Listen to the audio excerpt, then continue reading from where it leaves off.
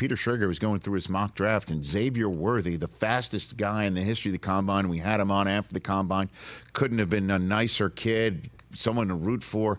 T.J. Jefferson busted out his pom-poms because he's going to the Dallas Cowboys, right? You're all fired up to hear that? Yeah, no, I mean, great kid, had him on here very fast. No doubt. But we're not the Raiders. We don't just draft based on speed alone. No, I've got Mims from Georgia. I've got him penciled in as of 2 months ago just to fortify that line. So that's. Well, I mean, they're going to move. I know Peter Schrager. I don't know what he knows. They're going to move the kid from Tulsa that they drafted for inside the line to the left tackle spot, you know. Okay. So then Tyler, means someone needs to take his spot. Okay. Amarius Mims should be a Dallas Cowboy. Okay. Period. And I've been right the last 3 Schrager's got him drafts. going to the Packers.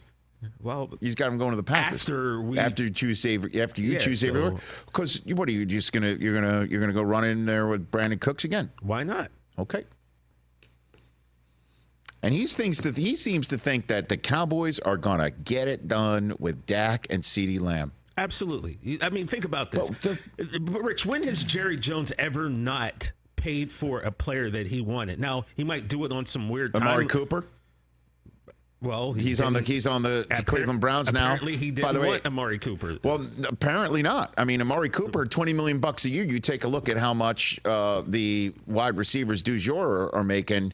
It's in the mid-20s right now. You could have had Amari Cooper still stuck and stayed there. But traditionally, Jerry will, as we know, he will pay for the players that he does. But I don't understand why you're waiting. It just gets more expensive while you're waiting. I don't get that either. I don't understand. It gets more expensive while you're waiting. Do you think the Minnesota Vikings, but when they finally do give the bag to Justin Jefferson, what it would have cost a year and a half ago if they gave him the bag the first second they could give him the bag? I mean, 10, 15, 20% more. The Eagles do it right. Yep. Give him the bag. Give him the bag when it's early and it's less expensive. And if you find out that you unfortunately gave the bag too soon, then you figure out how to take the bag back. Like a good host, they pivot live on air. Ooh.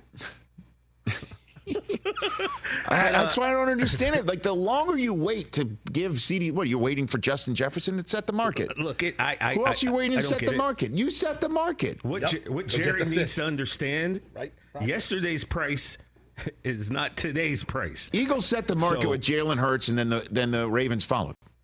Ravens just gave him the same deal. And so I wish I had these answers. And in case you're wondering if Jalen Hurts is worthy of that bag and last season gives you pause, guess what will happen?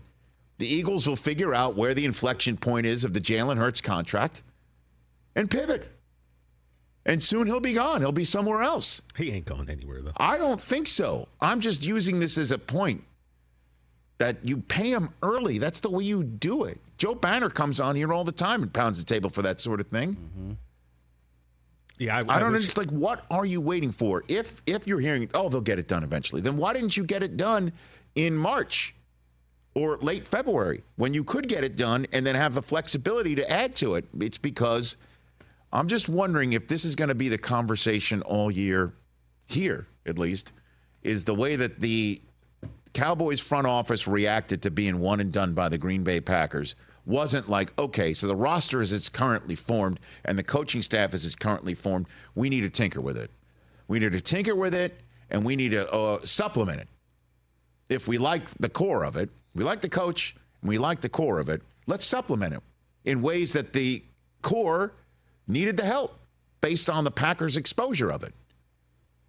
The way the Niners exposed it early in the season. Well, they can't be mad because they're the front office. No, I understand that. But what I'm saying is, will we continue to talk about it this year as, no, we're just going to stick with what we got, barely supplement. We'll supplement it hardly at all in free agency and with the draft. We'll do our due diligence drafting, which the Cowboys do a good job of. Very good I job, think, yeah. Right? And will we be discussing that in October and November and December, or most importantly, January? Oh, man. We're going to be talking about Bill Belichick should have been this coach in October. You think so? Oh, I don't know. absolutely. We'll see how the regular season plays out, and then obviously rubber meets the road in the playoffs. I'm just wondering if that's how we're going to be talking about it, because if you know you're going to sign Dak and you know you're going to sign CeeDee, do it early. Don't let us set the market and allow yourself the cap flexibility to supplement in free agency in a way that they did not do. I agree. I find that just fascinating when Peter Schrager's like, oh, they'll get it done. Like, well, when? That's why I'm like, when? Yeah. Hour 2 coming up. I'm just wondering if we'll. And the only reason why I bring up Hurts is because it's a quarterback-driven league. What did seem to flag in the follow-up season to their Super Bowl year? And offensively, they flagged. And the question is was it really a coordinator issue? Was it a coaching coordinator issue? They kept the coach. They changed the coordinators. And then they supplemented. They didn't just say, we're going all in with the same damn thing again. They supplemented. They got Saquon Barkley, for crying out loud. Now, that is a difference maker. That is someone who they were missing. They let Miles Sanders walk. DeAndre Swift had a very nice first half of the season, as anybody who had him in fantasy would say. Yeah. And then the second half of the season, everything fell to crap. All of it did. Was it due to injury? Was it due to coaching staff? Was it due to Big Dom not being on the sideline? That had a lot to do with it. I'm truly throwing everything out there that changed. Yeah. And the Eagles didn't just sit there and go, we're running it back. We're all in. They changed the coordinators. They added Saquon Barkley. We all know what they did also in free agency as well. They got younger at the position. They traded Huff for Hassan Reddick, essentially. Right. Yeah. And we'll see what they do in the draft. And then they'll be going into the season in a way supplementing what potentially flagged for them last year, where the Cowboys are like, we're all in, and we're going to wait to sign our guys, even though we're going to have to.